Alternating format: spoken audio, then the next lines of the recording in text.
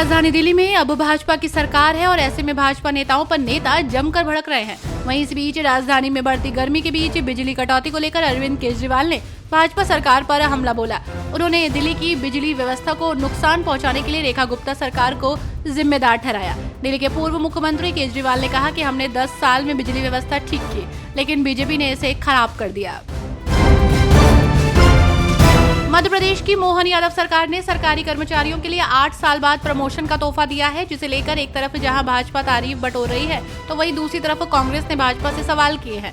दरअसल मध्य प्रदेश कांग्रेस कमेटी के अध्यक्ष जीतू पटवारी ने बीजेपी सरकार पर करारा हमला बोला। उन्होंने कहा कि ये सरकार कर्मचारियों के हक को कुचलने की दोषी है और अब सस्ती लोकप्रियता के लिए नाटक कर रही है। टीएमसी सांसद कल्याण बनर्जी और महुआ मोइत्रा के बीच कथित झगड़े की वीडियो पर बोलते हुए भाजपा नेता दिलीप घोष ने टीएमसी की आलोचना की और कहा कि टीएमसी संकट में है। टीएमसी संकट में है और इसकी वजह से बंगाल संकट में है। अब वो पार्टी असामाजिक तत्वों के हाथों में है। अगर उनके विधायक और सांसद आपस में लड़ते हैं तो इससे राज्य की बदनामी होती है। ये लोग नहीं सीखेंगे। इस पार्टी को खत्म करने की जरूरत है।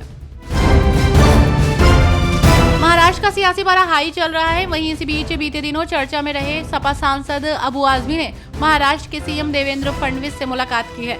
इस मुलाकात के बाद उन्होंने कहा, मुंबई और संपूर्ण महाराष्ट्र राज्य में अवैध धार्मिक स्थलों तथा एक ही वर्ग के धार्मिक स्थलों को निशाना बनाकर धार्मिक भावना भड़काने वाले बीजेपी नेता किरीट सौम्या पर कार्रवाई की मांग की। उत्तर प्रदेश में बिजली विभाग के निजीकरण को लेकर सियासी पारा 7वें आसमान पर है। इसे लेकर एक तरफ भाजपा सरकार द्वारा फरमान जारी किया गया है तो वहीं दूसरी तरफ बिजली कर्मियों का आंदोलन जारी है। ऐसे में अब राज्यव्यापी विरोध प्रदर्शन को कांग्रेस पार्टी का खुला समर्थन मिला है।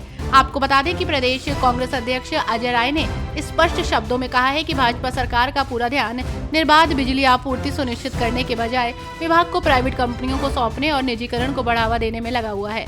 उन्होंने इस फैसले को किसान, गरीब और आम जनता के हित के खिलाफ बताया। मुंबई आतंकी हमले का मास्टरमाइंड तहव्वुर राणा एक बार फिर चर्चा में है। वजह है कि उसे भारत लाया जा रहा है। आपको बता दें कि एनआईए और रॉ की टीम के सुरक्षा घेरे में स्पेशल प्लेन से वो आज दिल्ली एयरपोर्ट पर उतरेगा। उसे यहां से बुलेट प्रूफ गाड़ी में एनआईए हेडक्वार्टर ले जाया जाएगा। तहव्वुर राणा पर भारतीय न्याय संहिता और गैर कानूनी गतिविधियां रोकथाम अधिनियम के तहत हत्या, भारत के खिलाफ युद्ध छेड़ने की साजिश और आतंकवादी कृत्यों के आरोप लगाए गए हैं। ऐसे में अगर वो दोषी ठहराया जाता है तो उसे आजीवन कारावास या मृत्युदंड का सामना भी करना पड़ सकता है।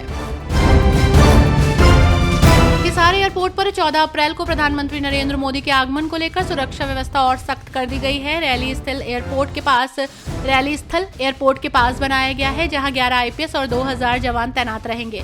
50 एकड़ में पार्किंग की व्यवस्था की गई है, जिसमें 25-25 एकड़ दिल्ली रोड के दोनों ओर है, ताकि रैली में आने वाले लोगों को सुविधा हो और यातायात भी सुचारू रहे। वजीराबाद में सप्लीमेंट्री नाले का निरीक्षण करने के बाद दिल्ली की मुख्यमंत्री रेखा गुप्ता ने कहा कि वे इस दिशा में प्रगति की लगातार निगरानी कर रही है। उन्होंने ये भी कहा कि उनकी सरकार लोगों के लिए काम करने के लिए प्रतिबद्ध है। आज हम दिल्ली के लगभग हर बड़े नाले का दौरा कर रहे हैं। जब सवाल उठता है कि यमुना नदी की सफाई के लिए हम क्या कर रहे हैं, यमुना में गिरने वाले सभी 22 बड़े नाले, तो उन सभी से गाद निकालने का काम चल रहा है और हम इस दिशा में प्रगति की लगातार निगरानी कर रहे हैं। 13 अप्रैल को बैसाखी मनाई जाएगी। बैसाखी के मौके पर शिरोमणि गुरुद्वारा प्रबंधक कमेटी सिख 1942 भारतीय श्रद्धालुओं को पाकिस्तान भेजेगी। ये जत्था अमृतसर स्थित शिरोमणि कमेटी कार्यालय से रवाना होगा और 19 अप्रैल को भारत लौटेगा। इसके लिए सभी श्रद्धालुओं को वीजा मिल गया है। आज कई श्रद्धालु अपने वीजा और पासपोर्ट लेने के लिए कमेटी कार्यालय पहुंचे।